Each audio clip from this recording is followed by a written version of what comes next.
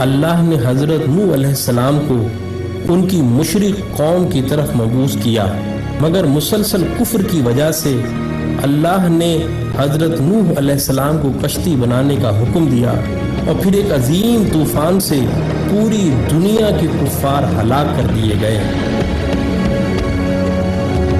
اور یہ کشتی کوہ جودی پر آ کر ٹک گئی تھی۔ یہ کشتی آج کہاں ہے اور اس کی اصل حقیقت کیا ہے؟ آئیں آج ہم آپ کو دکھاتے ہیں۔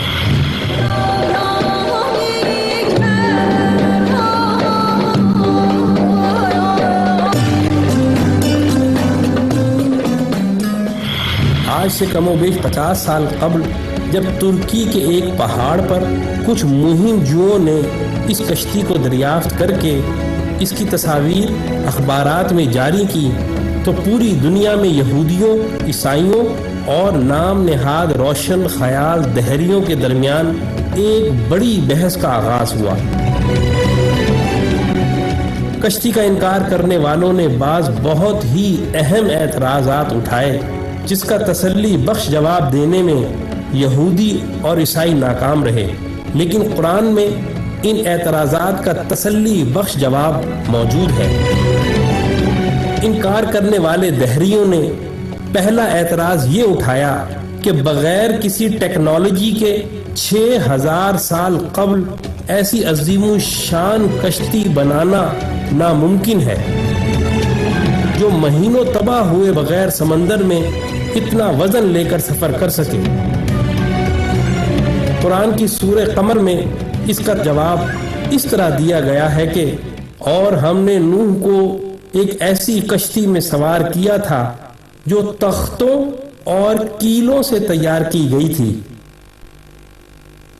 حالیہ تحقیقات کے بعد اس کشتی سے دھاتی کیلوں اور تختوں کے آثار ملے۔ پھر ان انکار کرنے والوں نے دوسرا اعتراض یہ کیا کہ یہ کیسے ممکن ہے کہ 6000 سال قبل اتنی بڑی کشتی بنائی جائے جس میں دنیا جہان کے جانوروں کے جوڑے سوار ہوں۔ لیکن قرآن نے سورہ ہود میں یوں بیان کیا، اور جب ہمارا حکم آ پہنچا تو تنور ابل پڑا، تو ہم نے کہا کہ ہر قسم کے جانوروں کا ایک ایک جوڑا کشتی میں سوار کر لو۔ اب حالیہ تحقیقات سے قرآن کے اس انکشاف کی بھی تصدیق ہو گئی ہے کہ کشتی نوح کوئی معمولی کشتی نہ تھی، وہ 3 منزلہ تھی جن میں جانور ترتیب وار سوار تھے، اور اتنی بڑی تھی کہ اس میں 522 ریل کے ڈبے سوار کیے جا سکتے ہیں۔ اس میں کم و بیش 25,000 جانوروں کی جگہ موجود ہے۔ پھر ان دہریوں نے تیسرا اعتراض یہ اٹھایا کہ اتنے عظیم الشان طوفان میں اتنی عظیم الجثہ کشتی بغیر لنگروں کی مدد کے تیر ہی نہیں سکتی، لیکن اللہ اس اعتراض سے واقف تھا، اسی لیے اس نے سورہ ہود میں فرمایا، اور نوح نے کہا کہ کشتی میں سوار ہو جاؤ، اللہ ہی کے نام سے اس کا چلنا ہے اور اسی کے نام سے اس کا لنگر انداز ہونا ہے۔ اور حیرت انگیز طور پر جس پہاڑ پر کشتی ٹھہری ہوئی ہے، اسی پہاڑ کے نیچے وادی میں بڑی بڑی چٹانوں پر مشتمل لنگر دریافت ہوئے ہیں۔ یہ کشتی نوح کے لنگر ہیں۔ اور سب سے بڑا اور اہم اعتراض یہ اٹھایا جاتا ہے کہ کسی لکڑی کی کشتی کا 6000 سال تک کسی پہاڑ کی چوٹی پر باقی رہنا ناممکن ہے۔